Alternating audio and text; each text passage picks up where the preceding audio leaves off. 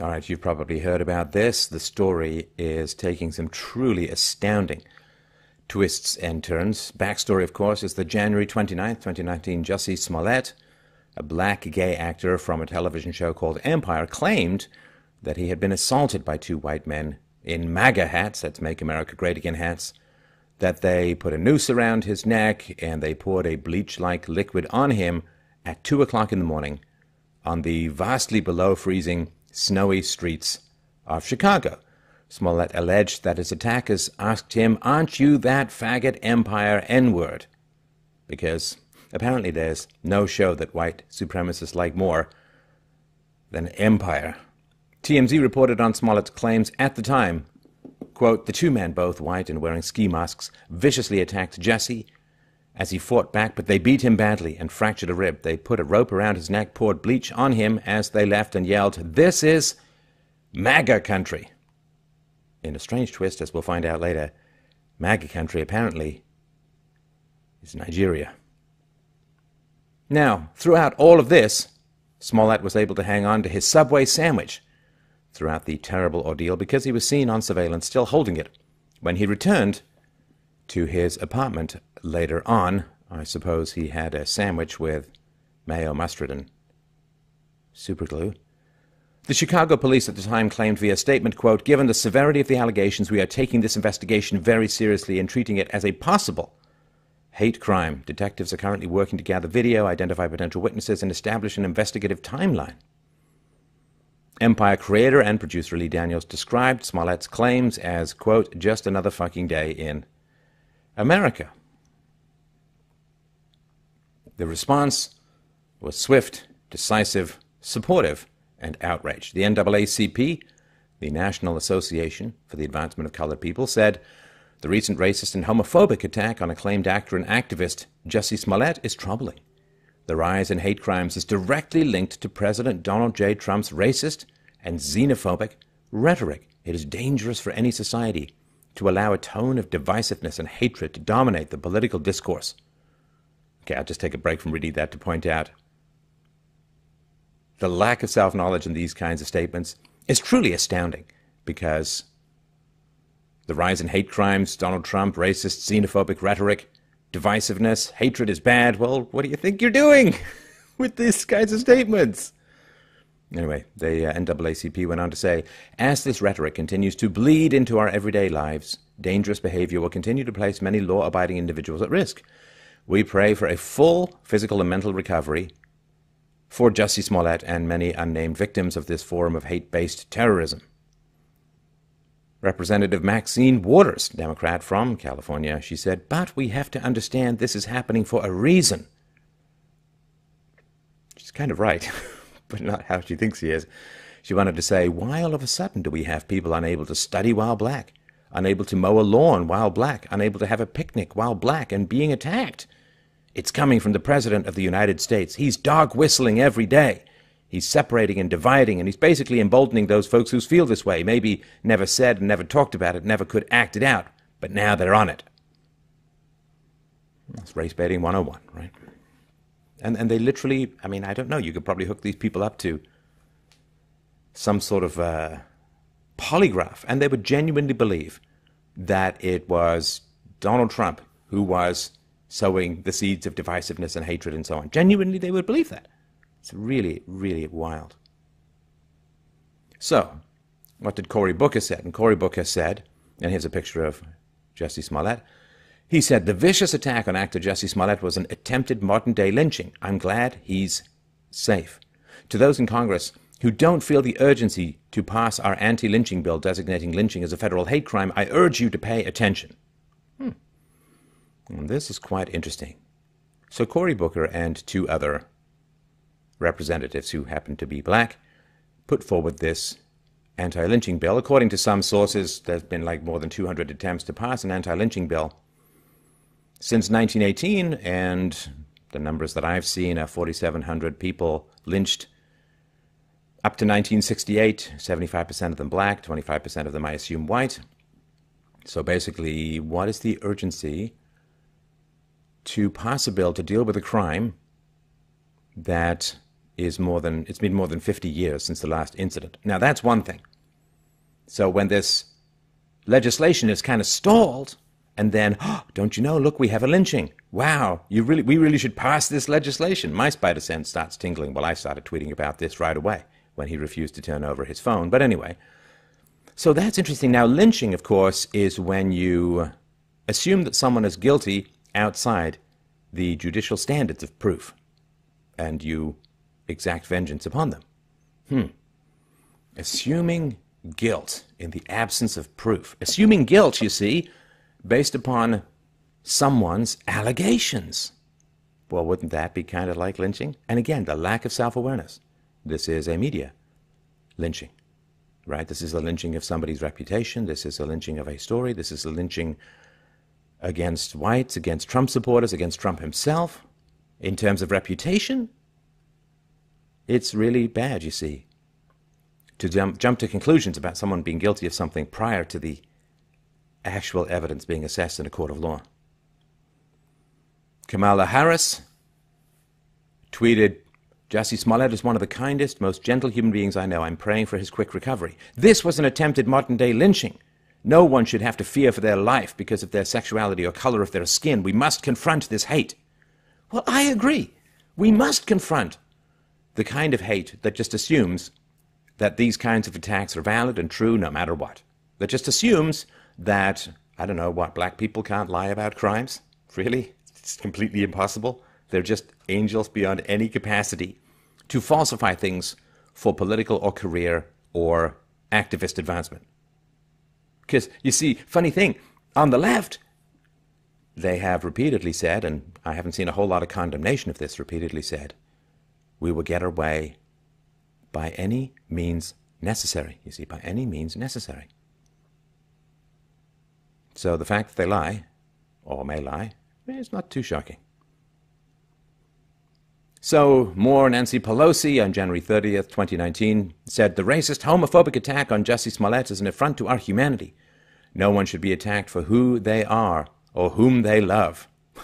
Sorry, unless you're white and you like Donald Trump, then you should be attacked for that. But, you know, again, lack of self-awareness, just astounding. She went on to say, "I pray that Jussie has a speedy recovery and that justice is served. May we all commit to ending this hate once and for all." Now that tweet, very firm, of course, in its acceptance of everything that Jussie Smollett said, has been quietly deleted without correction or retraction. Joe Biden said what happened today to Jussie Smollett must never be tolerated in this country. We must stand up and demand that we no longer give this hate safe harbor, that homophobia and racism have no place on our streets or in our hearts. We are with you, Jussie. Well, black community can be a smidge homophobic. Muslim community can be a smidge homophobic, but I guess no Baptist churches, no mosques in any of this.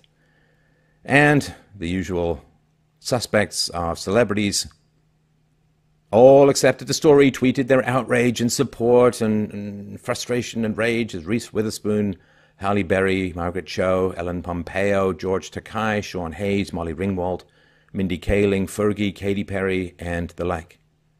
Yeah, they can't wait for proof. And in a story where a black man says he's attacked by white men, even though he's an activist, even though he's hung out with the president, even though he's friends with Kamala Harris, who was one of the sponsors of this anti-lynching legislation, blacks can't lie and whites are always bad. And they just don't see that that's so incredibly racist. I mean, it's racist towards blacks to say that a group of people just can't lie, are perfect. It's like, it's false. I mean, it's pandering. And there's no white privilege here, right? I mean, like in Covington. So, January the 30th, a little bit of, a few cracks, I guess you could say, started to appear in the story. So the CNN reported, quote, "In a place so far with a high number of private surveillance cameras, Chicago police cannot find any images of the two alleged attackers. After combing through hundreds of hours of video, the only image of Smollett police obtained from security cameras was inside the Subway sandwich shop near the location of the reported crime, and he was standing alone. Now, Brandon Moore, Smollett's manager, told investigators that he had listened to the alleged assault on Smollett because he had been in a phone conversation with Smollett at the time. And these are tweets from Rob Elgas. New Chicago police confirmed Jussie Smollett and his music manager Brandon Moore told detectives they were on the phone when Smollett was being attacked. However, detectives are unable to, quote, independently verify, end quote, the call occurred because Smollett refused to turn over his phone. Gotta catch these guys so badly. But you can't see my browser history on my phone. I mean, come on. Come on. February 1st, 2019. Smollett sent a statement to Essence magazine. Quote, let me start by saying that I'm okay. My body is strong, but my soul is stronger. More importantly, I want to say thank you. The outpouring of love and support from my village has meant more than I will ever be able to truly put into words. I am working with authorities and have been 100% factual and consistent on every level. Despite my frustrations and deep concern with certain inaccuracies and misrepresentations that have been spread, I still believe that justice will be served. As my family stated, these types of cowardly attacks are happening to my sisters, brothers, and non-gender conforming siblings daily. I am not and should not be looked upon as an isolated incident. We will talk soon, and I will address all details of this horrific incident, but I need a moment to process. Most importantly, during times of trauma, grief, and pain, there is still a responsibility to lead with love. It's all I know, and that can't be kicked out of me. So, there's a lot of twists and turns, but let's skip forward to mid-February 2019. February the 14th, Chicago Police Department questioned two, quote, persons of interest. Both of them were linked to the Fox program Empire. They're black and of Nigerian descent. Apparently they had been extras in the show at some point. I think one of them was Smollett's personal trainer to help him buff up for some music video. ABC's Chicago affiliate reported, quote, multiple sources have told ABC 7 Eyewitness News that police are investigating whether Smollett and the two men staged the attack allegedly because Smollett was being written off of Empire. A source familiar with the investigation told the ABC 7i team that Smollett failed to appear for an interview with detectives earlier Thursday. I think the writers claimed that he was not being written off. The two Empire extras are soon revealed to be Nigerian bodybuilders and affiliated with Smollett. February 16th, Chicago police suspect that Smollett paid the two Nigerian Empire extras to set up the attack as a hate crime hoax. Smollett's lawyers said, quote, as a victim of a hate crime who has cooperated with the police investigation, Jussie Smollett is angered and devastated by recent reports that the perpetrators are individuals he is familiar with. He has now been further victimized by claims attributed to these alleged perpetrators that Jussie played a role in his own attack. Nothing is further from the truth, and anyone claiming otherwise is lying. Time will tell. Time seems to be telling. So this was, again, mid-February, February the 16th, Rafa Weigel tweeted, breaking, two CPD, Chicago Police Department, sources tell Fox 32 News the brothers arrested and released in Jussie Smollett case told detectives they were paid by the Empire actor to orchestrate the attack. Detectives also have a receipt for the rope found on Smollett's neck showing the brothers bought it.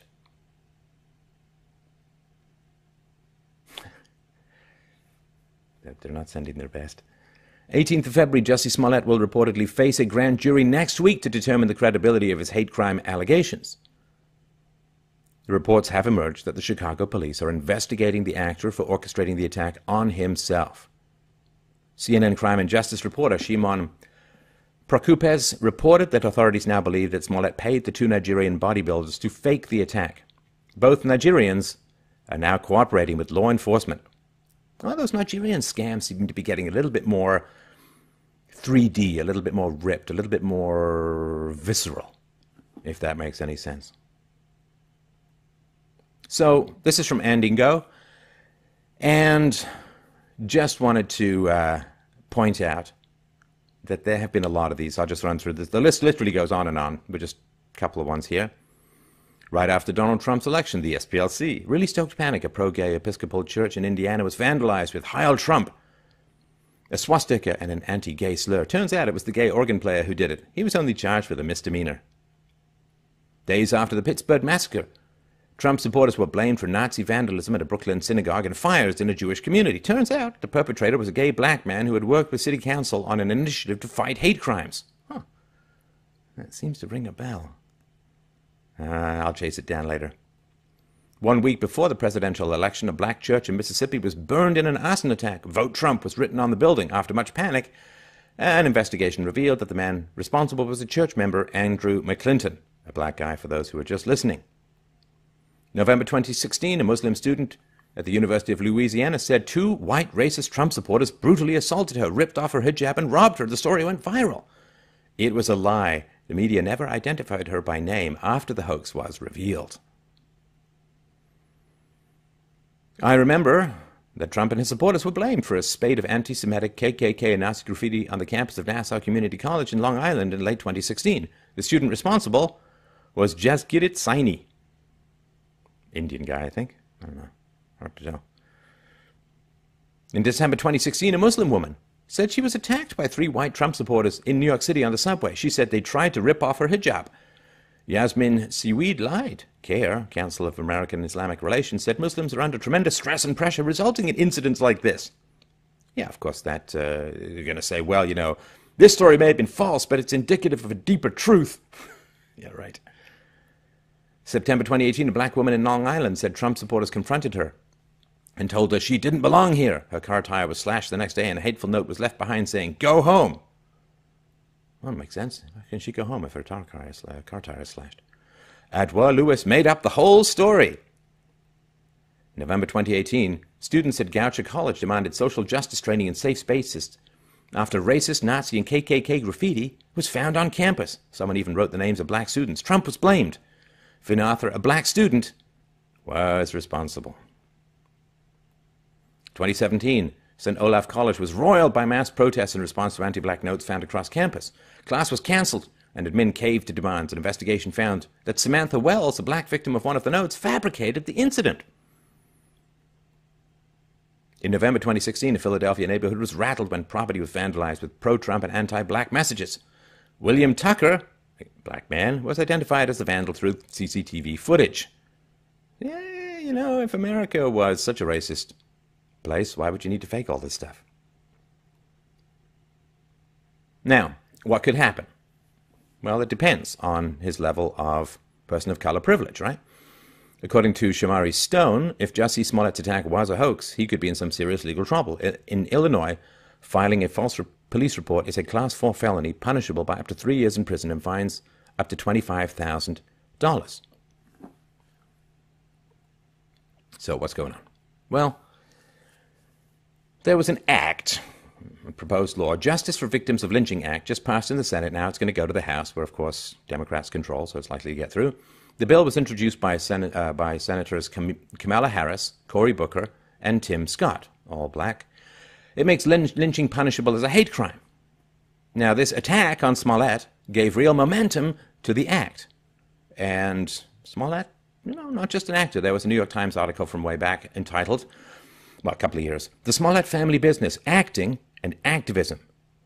Jussie Smollett has campaigned with Kamala Harris, right? You can see a picture of her down there on the bottom right, her and him together. So her anti-lynching legislation is stalled. Next thing you know, there's an attack upon a gay black man. And LGBTQ inserts were put into the bill at the last minute, which really bothered the blacks for reasons that I'm sure you can understand. So it's all kind of stalled, and then a gay black man gets attacked. And Cory Booker can say, wow, you know, we got to get this legislation passed, and it goes through, right? Because nobody wants to be perceived as unsympathetic to this Smollett lynching victim. Now, the legislation is going to be passed, and then, so let's say the story turns out to be false. The law is already on the books. What are you going to do? Rescind that? Pull it back? Now.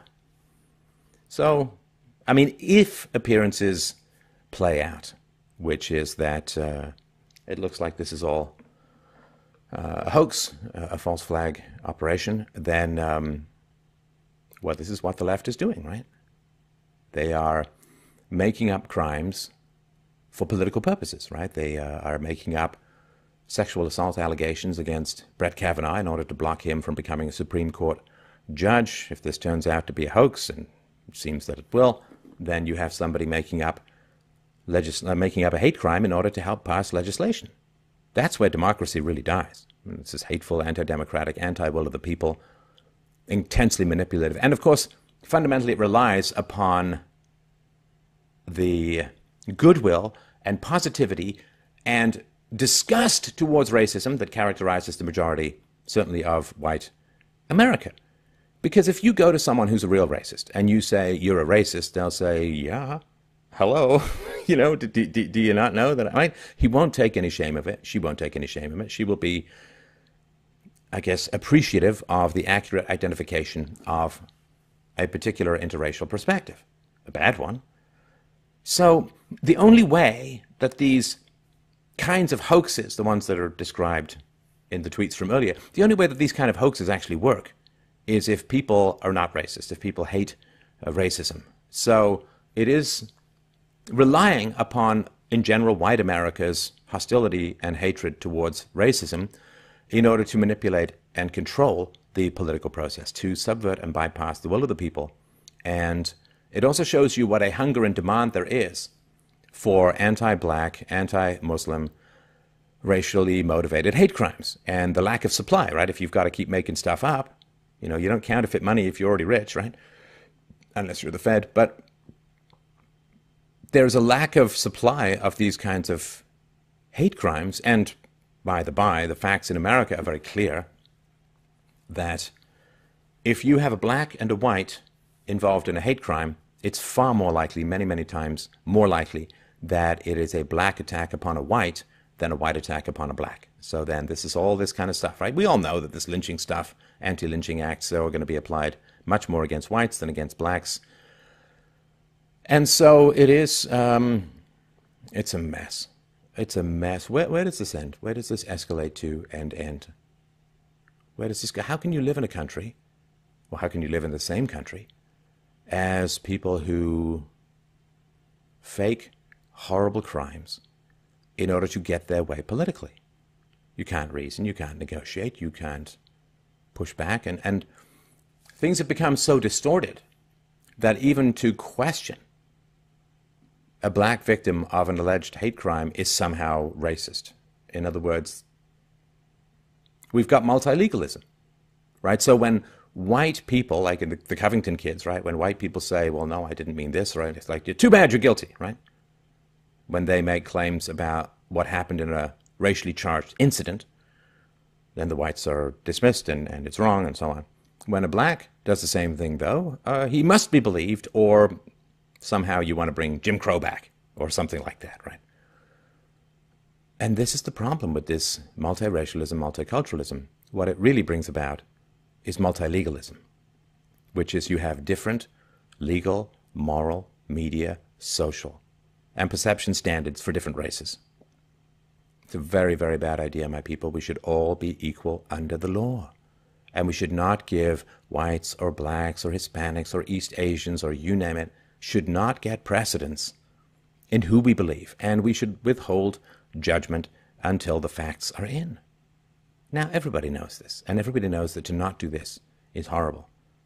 But what it will do, eventually, is it will lead down the path in America to separation or downright civil war. This is where this stuff leads. Now, some people don't know where it leads. Some people do and don't care, and some people do and really want that as the outcome. Let us really try to avoid that as much as possible.